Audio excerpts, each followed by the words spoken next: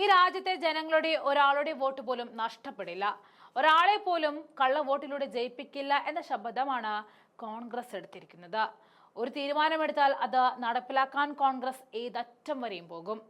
K C. Venugopal പറഞ്ഞ പോലെ vote കൊള്ളയ്ക്കെതിരെ അവസാന ശ്വാസം വരെയും പോരാടിയിരിക്കും. അതിനാദ്യപടി കോൺഗ്രസ് വെക്കുകയാണ്. ബി.ജെ.പിക്ക് കിട്ടാക്കനിയായ കേരളത്തിൽ നടത്താൻ പോകുന്ന തീവ്ര വോട്ടർ പട്ടിക പരിഷ്കരണത്തെ കയ്യും മെയ്യും ഉപയോഗിച്ച് പോരാടാനാണ് ജനങ്ങളുടെ തീരുമാനം. അതോടൊപ്പം കള്ള വോട്ടിനെ വെച്ച് പൊറുപ്പിക്കാതിരിക്കാൻ കോൺഗ്രസ് ഒപ്പുശേഖരണവുമായിട്ടാണ് എത്തുന്നത്. വോട്ട് ചോരിക്കെതിരെ 15 ലക്ഷം ഒപ്പുകൾ കേരളത്തിൽ നിന്നും ഇലക്ഷൻ കമ്മീഷന് സമർപ്പിക്കുമെന്ന് കോൺഗ്രസ് ആഹ്വാനം ചെയ്തു കഴിഞ്ഞു. തദ്ദേശ തെരഞ്ഞെടുപ്പിലും ക്രമക്കേട് നടക്കുന്നതായിട്ടും തദ്ദേശ തെരഞ്ഞെടുപ്പുമായി ബന്ധപ്പെട്ട നിരവധി പരാതികൾ സ്റ്റേറ്റ് ഇലക്ഷൻ കമ്മീഷന് കോൺഗ്രസ് നൽകിയിട്ടുണ്ടെന്നും AICC general secretary Deepa Das Munshi വാർത്താ സമ്മേളനത്തിൽ പറഞ്ഞു കഴിഞ്ഞു.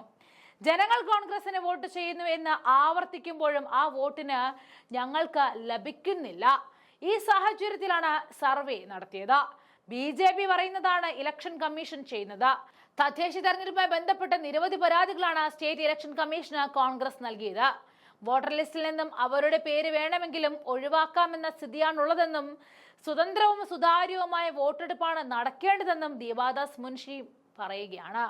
അതേസമയം വോട്ട് ചോരിക്കെതിരെ 15 ലക്ഷം ഒപ്പുകൾ കേരളത്തിൽ നിന്നും ഇലക്ഷൻ കമ്മീഷന് സമർപ്പിക്കുമെന്നും KPCC working president PC Vishwanath MLA പറയുകയാണ്. ബി.ജെ.പി നേതാവ് ഗോപാലകൃഷ്ണൻ പറഞ്ഞത് എല്ലാ മാധ്യമങ്ങളും സംപ്രേഷണം ചെയ്തിരുന്നു. എന്നാൽ കിരൺ റിജിജു പറയുന്നത് ആ വീഡിയോ വ്യാജമാണ് പോലും. അതും പാൻ ഇന്ത്യൻ ഹിറ്റായ ഒരു വീഡിയോ ആയിരുന്നു. കഴിഞ്ഞ ദിവസം ഹരിയാനയിലെ വോട്ട് കൊള്ളയ്ക്കെതിരെയുള്ള പോരാട്ടത്തിൽ രാഹുൽ ഗാന്ധി അവതരിപ്പിച്ച വീഡിയോയിൽ ഇപ്പറഞ്ഞ ഗോപാലകൃഷ്ണന്റെ വീഡിയോ ഉണ്ടായിരുന്നു. ജമ്മു കാശ്മീരിൽ നിന്ന് വേണമെങ്കിൽ ആളെ ഇറക്കി ഞങ്ങൾ വോട്ട് ചെയ്യിക്കുമെന്നായിരുന്നു അദ്ദേഹത്തിന്റെ ആ വീഡിയോയിൽ പറഞ്ഞിരുന്നത്. അത് സത്യമാണ്. ആ വാർത്ത നമ്മളും റിപ്പോർട്ട് ചെയ്തതാണ്.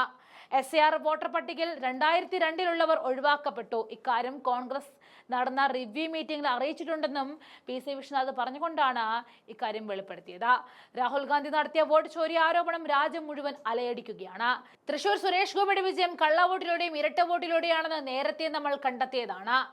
സ്വന്തം ഡ്രൈവർ ഉൾപ്പെടെയുള്ളവരെ കൊണ്ട് കള്ളവോട്ട് ചെയ്യിപ്പിച്ചിട്ടാണ് സുരേഷ് ഗോപി MP ആയത്. ഒരു യുവതി 22 തവണ 10 ബൂത്തുകളിലായിട്ട് വോട്ട് ചെയ്തുവെന്നും സീമ, സ്വീറ്റി, സരസ്വതി എന്നീ പേരുകളിലാണ് വോട്ട് ചെയ്തെന്നും രാഹുൽ ഗാന്ധി ആരോപണം മാത്രമല്ല വ്യക്തമായ തെളിവുകളോട് കൂടിയാണ് അവതരിപ്പിച്ചത്.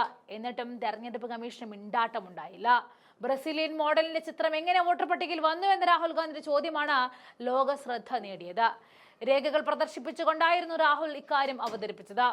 ഇത് കേന്ദ്രീകൃതമായി നടന്ന ഒരു ഓപ്പറേഷൻ ആണെന്നും 8 സീറ്റുകളിൽ 22 മുതൽ 4000 വരെ വോട്ടുകളുടെ വ്യത്യാസത്തിലാണ് പോയതെന്നും രാഹുൽ ഗാന്ധി പറഞ്ഞിരുന്നു. 25 ലക്ഷം കള്ള വോട്ടുകൾ നടന്നു. 5 ലക്ഷത്തിലധികം ഡ്യൂപ്ലിക്കേറ്റ് വോട്ടുകൾ ഉണ്ടായിരുന്നു.